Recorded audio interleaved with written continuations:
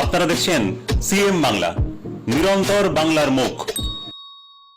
This channel does not promote any violent, harmful, or illegal activities.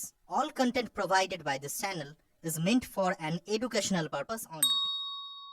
Ganesh Chaturthi উপলক্ষে ১৩তম বর্ষ গণেশ পুজোর শুভ সূচনা করলেন নবদ্বীপের পৌরপতি সহ। সারা দেশের সাথে চৈতন্যভূমি নবদ্বীপ শহরেও মহা সমারোহে পালিত হচ্ছে গণেশ চতুর্থী বা গণেশ পূজা উৎসব। মঙ্গলবার সন্ধ্যায় দেখা গেল নবদ্বীপ হিন্দু স্কুলের সামনে কাঠগোলা এলাকায় পূজিত হচ্ছে গণপতি বাপ্পা বা গণেশ পূজা উৎসব। মঙ্গলবার নবদ্বীপ বুড়ো শিবতলা কাঠগোলা এলাকায় ১৩তম বর্ষ গণেশ পূজা উপলক্ষে প্রদীপ প্রজ্বলন করে শুভ সূচনা করেন নবদ্বীপ পৌরসভার পৌরপতি বিমান কৃষ্ণ সাহা। এছাড়াও উপস্থিত ছিলেন এলাকার জনপ্রতিনিধি অনুরাধা মণ্ডল, সুকুমার রাজবংশী এবং নবদ্বীপ হিন্দু স্কুলের ভারপ্রাপ্ত প্রধান শিক্ষিকা জগন্নাথ গুই সহ এলাকার বহু বিশিষ্ট ব্যক্তিবর্গ। জানা যায় ২০১৩ সালে নবদ্বীপে সর্বপ্রথম এই গণেশ পূজা অনুষ্ঠিত হয়। এলাকার কয়েকজন যুবক একত্রিত হয়ে এই গণেশ পূজার সূচনা করে।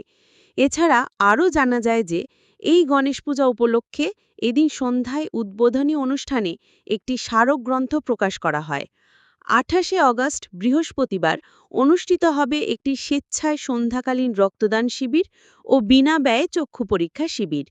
২৯শে আগস্ট সন্ধ্যায় বর্ণাঢ্য শোভাযাত্রা সহকারে প্রতিমা নিরঞ্জন করা হবে বলে উদ্যোক্তাদের পক্ষ থেকে জানানো হয়। নিজস্ব সংবাদদাতা সিএম বাংলা। মাননীয় পৌরপতি বিমান কৃষ্ণ সাহা মহাশয় উপস্থিত আছেন, আমাদের ২ নম্বর ওয়ার্ডের কাউন্সিলর অনুরাধা মণ্ডল করে আসছি। আজ দেখতে দেখতে ১৩ বছর পূর্ণ হলো।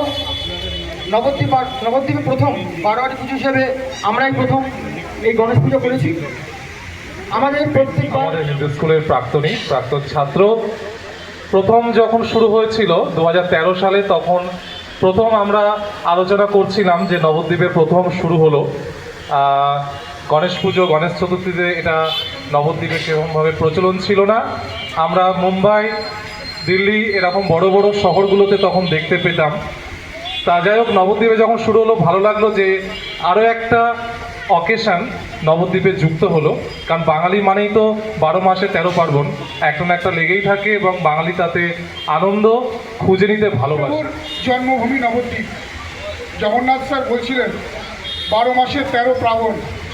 আমরা বাঙালি, আমরা হিন্দু, আমরা সমস্ত অনুষ্ঠানের সঙ্গে সুন্দরভাবে যুক্ত থাকার সহযোগিতা যেমন বিভিন্ন বারোয়ারি করে থাকি, আমরাও নবদ্বীপ পৌরসভার পক্ষ থেকে এই যে সামাজিক অনুষ্ঠানগুলো, যাতে সমস্ত বারোয়ারিগুলো, সমস্ত যুব সমাজ এই সমস্ত কাজে এগিয়ে আসুক, মানুষ সেবায় কিংবা ঠাকুরের পুজো অর্চনার মধ্যে দিয়ে, আমরা এটা কিন্তু নবদ্বীপ পৌরসভার পক্ষ থেকে আমাদের অভিভাবক এখানে সহযোগিতার চেষ্টা করেন।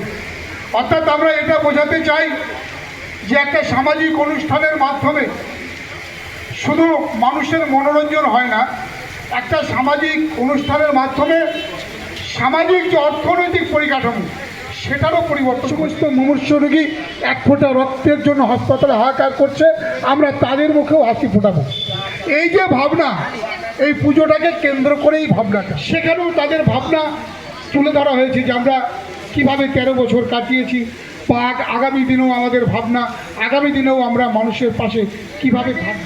এই যেই ওয়ার্ডে পুজোটি হচ্ছে ১৪ নম্বর ভারপ্রাপ্ত প্রধান শিক্ষক জগন্নাথ গুই মহাশয়, কিন্তু আমাদের বাঙালির ঘরে যেসব পালা পার্বণ পুজো হতো সেগুলো তো হচ্ছেই, তার সাথে সাথে যেভাবে আমরা আমাদের সারা ভারতবর্ষের যত উৎসবগুলো আছে তাকে যে আমরা আমাদের বাঙালির ঘরে এই নবদ্বীপকে যদি আমরা ক্ষুদ্র বঙ্গ হিসেবে ধরে নিই, তো সেইখানে যেভাবে এই পুজোগুলোকে আমরা আত্মীকরণ করে নিচ্ছি, আমাদের ঘরের পুজো করে নিচ্ছি, সেটি সহজেই মানে সত্যি আমরা বাঙালিরা যে মানে উৎসব পুজো যার যার বা ধর্ম যার যার উৎসব সবার, সেটা কিন্তু আমরা প্রকৃত অর্থেই আমরা পালন করি। নবদ্বীপ এখন নবদ্বীপের যে কটা অনুষ্ঠান হয় তার সঙ্গে নতুনভাবে যুক্ত হয়েছে গণেশ চতুর্থীতে গণেশ পুজো।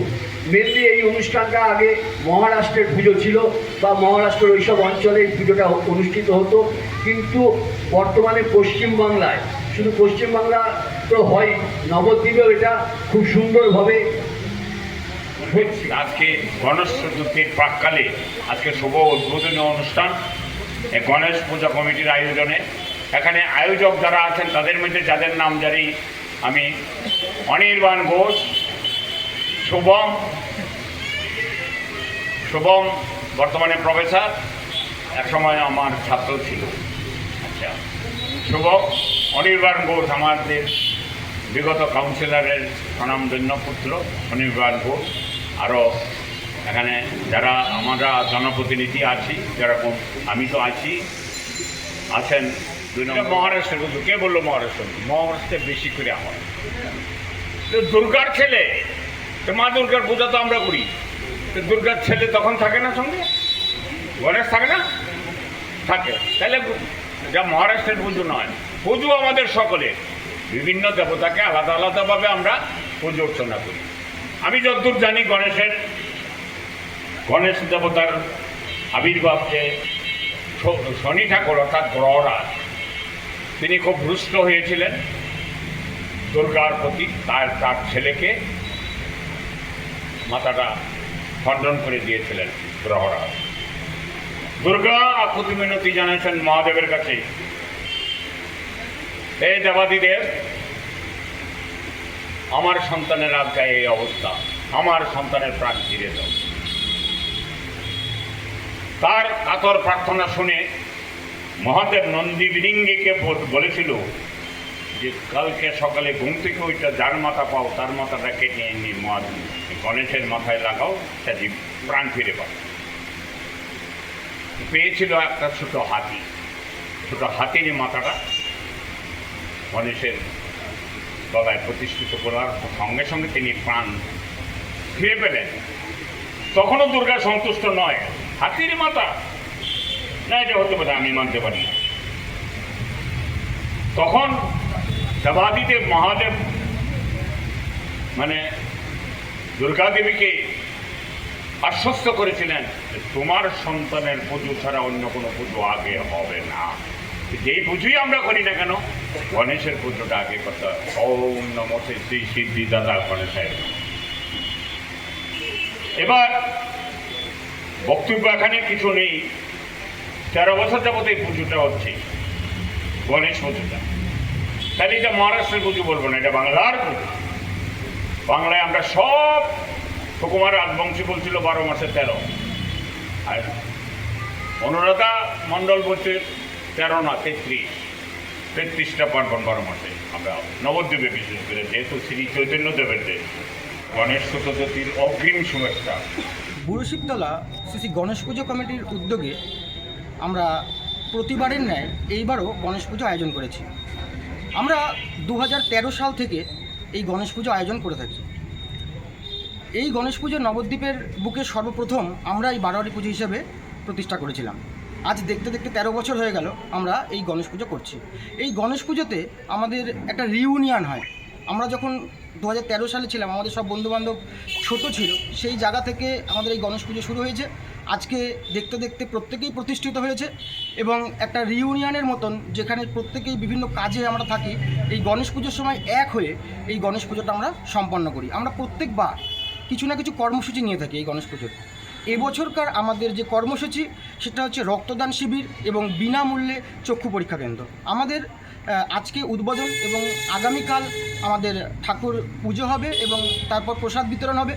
তারপর আগামী দিন, তারপরের দিন আমাদের বিকালে হিন্দু স্কুল অডিটোরিয়ামে রক্তদান শিবির আছে, চক্ষু পরীক্ষা কেন্দ্র আছে। এছাড়াও আমরা ম্যাগাজিন উদ্বোধন করব আজকে, এবং পরের দিন শোভাযাত্রা সহকারে ঠাকুর বিসর্জন। আমাদের এই পুজোতে যারা সহযোগিতা করে থাকে প্রত্যেকবার, আমাদের মধ্যে এখানে যে বন্ধুরা আছে, সৌম্য আছে, নির্মাল্য আছে, সৌম্যদীপ আছে, ঘেন্টু আছে, নেপা আছে, টনি আছে, প্রসন্ন, শুভদীপ, অঙ্কন বা আমি আকাশ, আরও প্রত্যেকের নাম নিতে পারছি না।